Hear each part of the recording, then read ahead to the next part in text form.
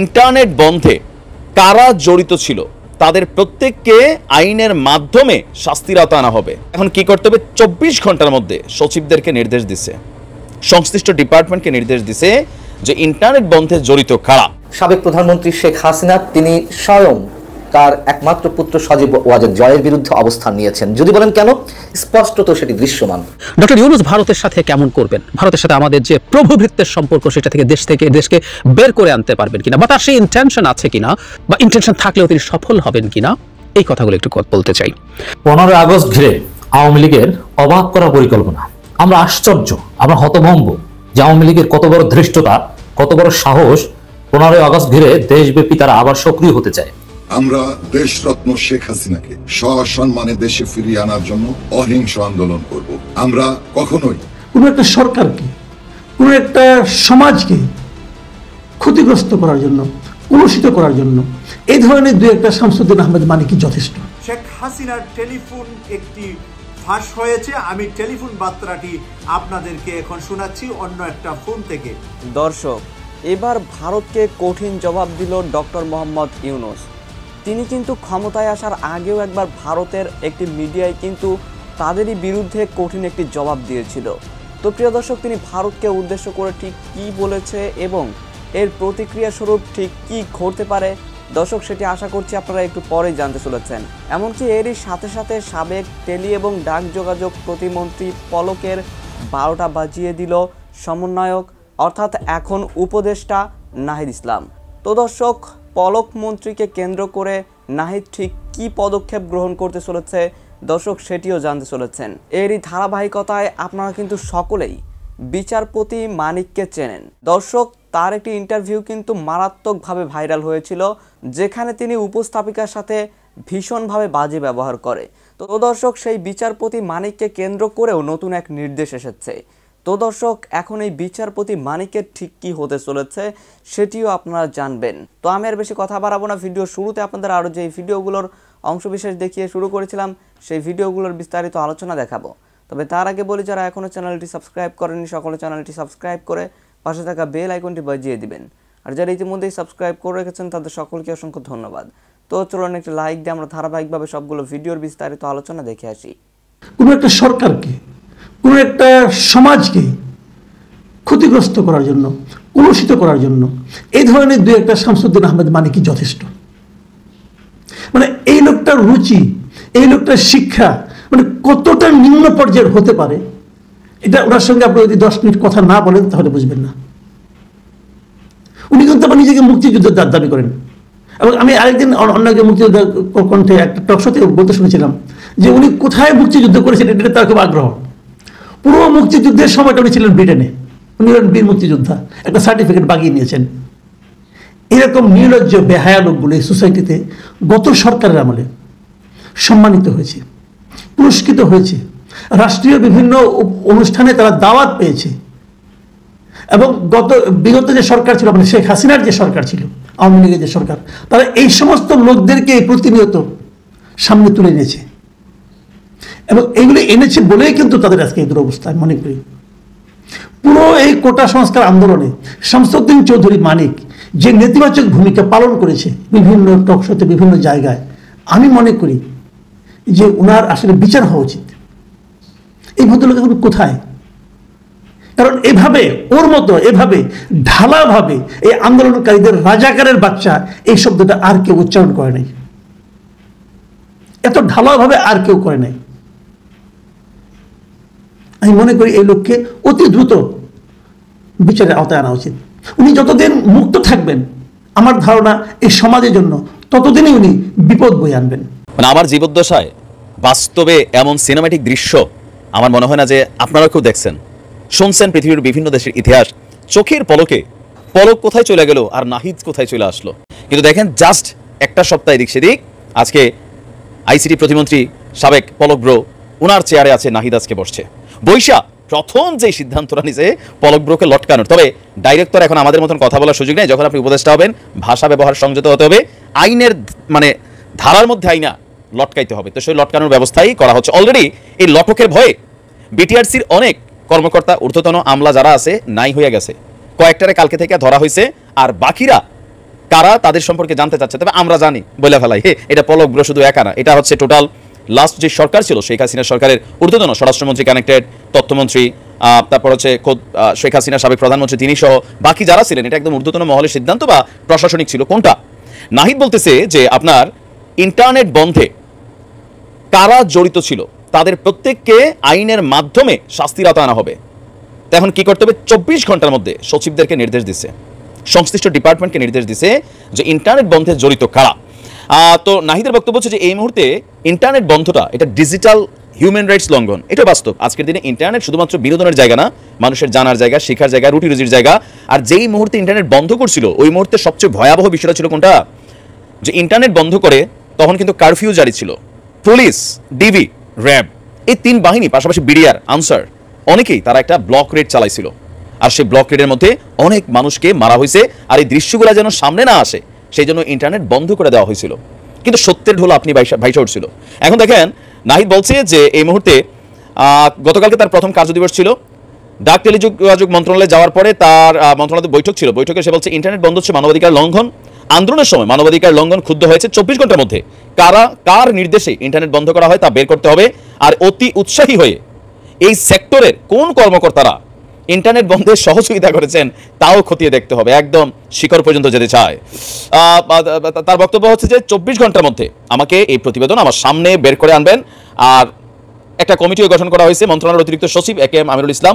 তো এটা আসলে তদন্তর দরকার নাই, আমরা জানি, তারপর আমরা জানলে হবে না। এখন পলক ব্রুক হয়ে আছে, সেনাবাহিনীর কাছে হেফাজতে আছে।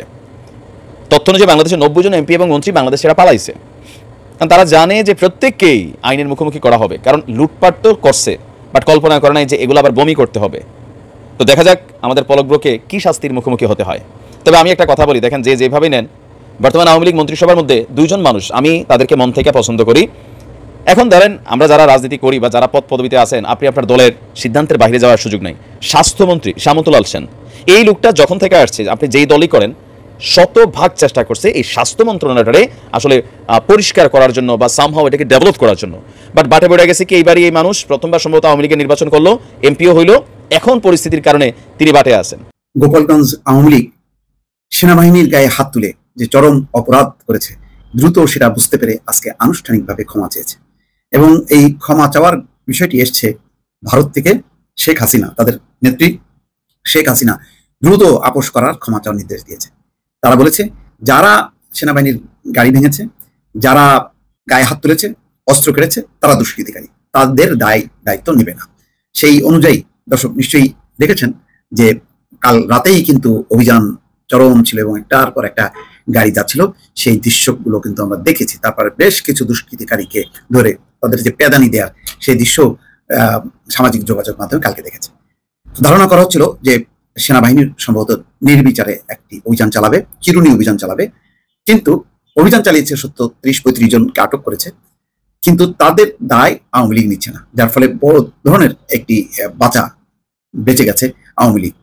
কেননা তারা যে পরিমাণ অন্যায় করেছে, একটা 2টি টহল টিম যারা ঢাকা গোপালগঞ্জ মহাসড়কে অবস্থান নিয়ে বিক্ষোভ করছিল শেখ হাসিনার দেশে ফেরার দাবিতে, তাদের ব্যাপারে সেই যখন কি মহাসড়ক আটকে গেল, 2টি টহল টিম এসে সেই অবরোধটা মানে তাদেরকে সরিয়ে সড়কটা চালু করার চেষ্টা করছিল। তখন বিক্ষুব্ধ সেই আওয়ামী লীগের কর্মীরা হামলা চালায়। হামলা চালিয়ে তাদের একটা গাড়ি একেবারে উড়িয়ে দেয়, একটা গাড়ি ভাঙচুর করে। আর 7 থেকে 8 জন সেনা সদস্য, তার মধ্যে 3 জন অফিসার ছিল, তাদের উপর হামলা চালায়। তারা মারাত্মকভাবে জখম হয়। এই ঘটনার পর স্বাভাবিকভাবেই সেনাবাহিনীর মধ্যে প্রতিক্রিয়া হয় এবং এই ধরনের ঘটনা, ন্যাক্কারজনক ঘটনা কেউ সাহস পায়নি। তো দ্রুতই পরিস্থিতিটা ট্যাকেল করে হয়তো মানে আওয়ামী লীগের পক্ষ থেকে বা তাদের মোড়লদের পক্ষ থেকে সেনাবাহিনীকে প্রতিশ্রুতি দেওয়া হয় যারা এই কাণ্ড ঘটিয়েছে তাদের বিরুদ্ধে আইনানুগ পদক্ষেপ নেওয়া হবে, কিন্তু সাধারণ আওয়ামী লীগ যাতে এর ক্ষতিগ্রস্ত না হয়। তো সেনাবাহিনী একটা সুশৃঙ্খল বাহিনী, তারা তো আর অন্যায় কিছু করতে চাইবে না, তো সেটাই হয়েছে। তো শেষ পর্যন্ত তারা আজকে আনুষ্ঠানিকভাবে এখানে দেখা যাচ্ছে যে জেলা কমিটির কার্যালয়ে জরুরি সভায় বলেছে যে সেনাবাহিনীকে প্রতিপক্ষ না ভাবার অনুরোধ করেছে। জরুরি সভায় জিএম শাহাবুদ্দিন নেতাকর্মীদের প্রতি এই আহ্বান জানান। জরুরি সভায় নেতাকর্মীদের শান্তিপূর্ণভাবে আন্দোলন করার আহ্বান জানিয়ে বলেছে সেনাবাহিনী আমাদের প্রতিপক্ষ নয়, তাদের কাজ করতে সহায়তা করতে হবে। তিনি হুঁশিয়ারি উচ্চারণ করেন নেতাকর্মীদের। এরপর কোনো নেতাকর্মী যদি বিশৃঙ্খলা করেন তাহলে জেলা আওয়ামী লীগ তার দায়িত্ব নেবে না। তিনি অন্যান্য বছরের মতো 15ই আগস্ট পালনের আহ্বান জানায়। যাই হোক, তারা সর্বদলীয়ভাবে মিটিং করেছে এবং সেই মিটিং করে তারা রীতিমতো ক্ষমা প্রার্থনা করেছে এবং বলেছে যে মনে রাখবেন, রাষ্ট্রের আইন শৃঙ্খলা রক্ষাকারী বাহিনী আমাদের শত্রু নয়, তাদের প্রতি কোনো প্রকার শক্তি প্রদর্শন করা যাবে না। সেনাবাহিনীর সঙ্গে ঘটে যাওয়া সব প্রকার অঘটনের জন্য জেলা আওয়ামী লীগের পক্ষ থেকে আমি তাদের কাছে দুঃখ প্রকাশ করছি। ভবিষ্যতে এরকম কোনো অঘটন ঘটলে তার দায় জেলা আওয়ামী লীগ নেবে না।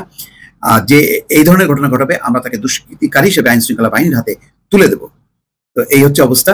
তারা অস্ত্র ছিনিয়ে নিয়ে রীতিমতো সেই অস্ত্র উঁচিয়ে তারা মিছিল পর্যন্ত করেছে, ভয়ঙ্কর ঘটনা। তো যাই হোক, এখন আপাতত রেহাই পেয়েছে।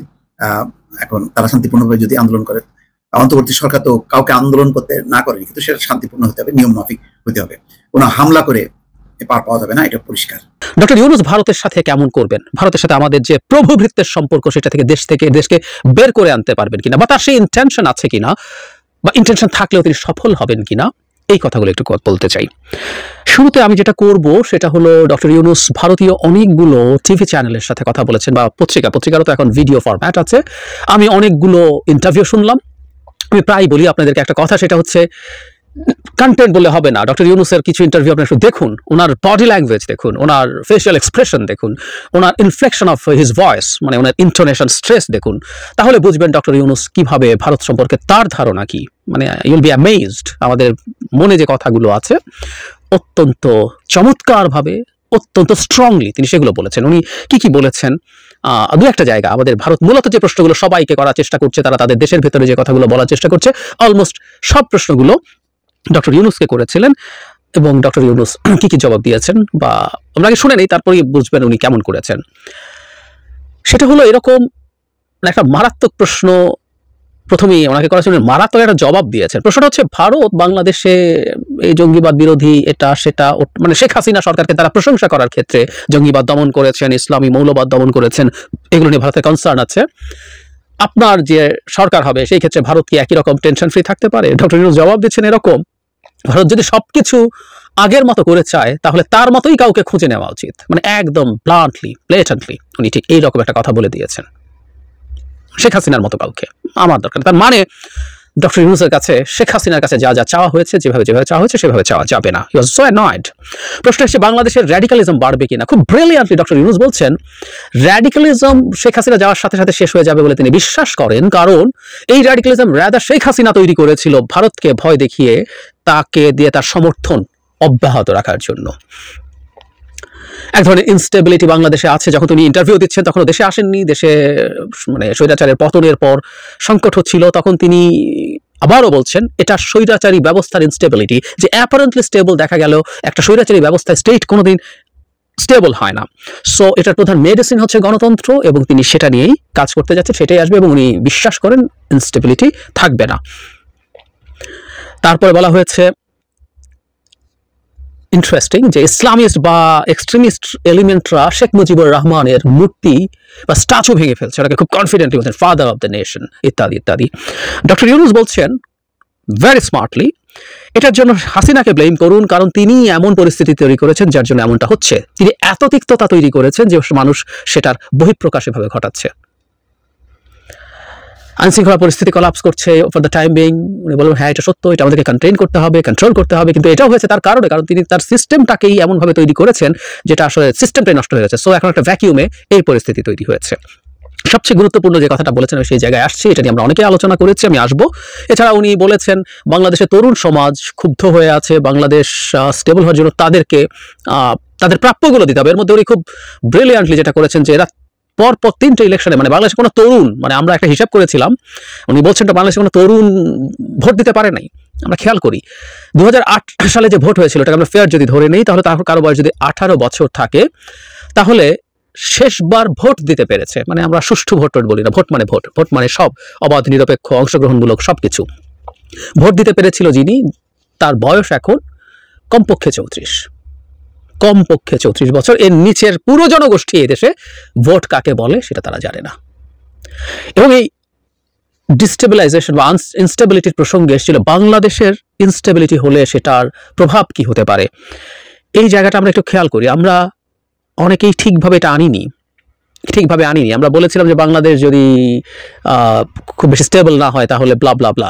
উনি এই বাক্যটা শুরু করেছেন ইংরেজিতে এভাবে, if you destabilize Bangladesh, I repeat, if you destabilize Bangladesh. Clearly উনি ইন্ডিয়াকে ইন্ডিকেট করে বলছেন, তোমরা যদি বাংলাদেশকে ডিস্টেবিলাইজ করো তাহলে সেটা স্পিল ওভার হবে, মিয়ানমারে হবে, সেভেন সিস্টার্সে হবে, পশ্চিমবঙ্গে হবে। উনি তখন পশ্চিমবঙ্গের মমতা ব্যানার্জির কোট করে বলছেন, তিনি বলছেন যে এরকম হলে এখানে তো শরণার্থী আসা শুরু হতে পারে এবং তাকে আশ্রয় দিতে হবে, which is very right. So doctor Yunus খুব ক্লিয়ারলি ভারতকে মেসেজ দিয়েছেন, don't try to destabilize our country, you will have its spill over. এই হচ্ছে মোটা দাগের কথাগুলো। তার মানে আমরা ডক্টর ইউনূসের ভারত সম্পর্কে অ্যাটিটিউডটা ক্লিয়ারলি বুঝে গেছি। একজন সত্যিকার দেশপ্রেমিক সরকার প্রধান যেভাবে কথা বলার কথা, মানে এই ধরনের কথা আমরা শুনতেই ভুলে গেছি। একটা কৃতদাসের মতো শেখ হাসিনা মোদির পেছনে পেছনে ঘোরেন, G20 সম্মেলনের পর মানে মাঝখান দিয়ে ক্রস করে এসে মোদির পাশে হাঁটা, একটু চেহারা দেখানোর চেষ্টা দেখেছি তো আমরা। প্রভুভৃত্য সম্পর্ক, ডক্টর ইউনূস সেদিকে যাচ্ছেন না। এখন প্রশ্ন হলো, ডক্টর ইউনূস কি সঠিক পথ নিয়েছেন?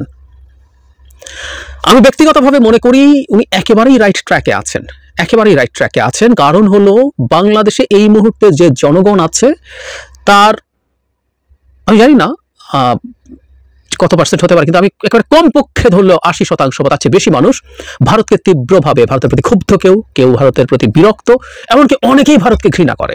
এই ঘৃণা তৈরি করেছে আসলে ভারত, এটা আমরা এমনি এই ঘৃণা করি না, ফর গডস সেক। ফলে এই মানুষের যে ভয়েস, সেটা আমাদের সরকার প্রধানের মুখ দিয়ে বেরোতে হবে, হচ্ছে। কিন্তু তার চেয়েও জরুরি কথা, পপুলেশন বা পিপলের সেন্টিমেন্টকে কি সবসময় একইভাবে ধারণ করা বা সেটা একইভাবে প্রকাশ করা কি ঠিক আছে? যে দ্য ওয়ে, আমি আবারও বলছি, আপনারা তার ভিডিও দেখে নেবেন, যেভাবে তিনি এটা প্রকাশ করছেন, যেটা বহিঃপ্রকাশ ঘটাচ্ছেন, সেটা আসলে কেমন?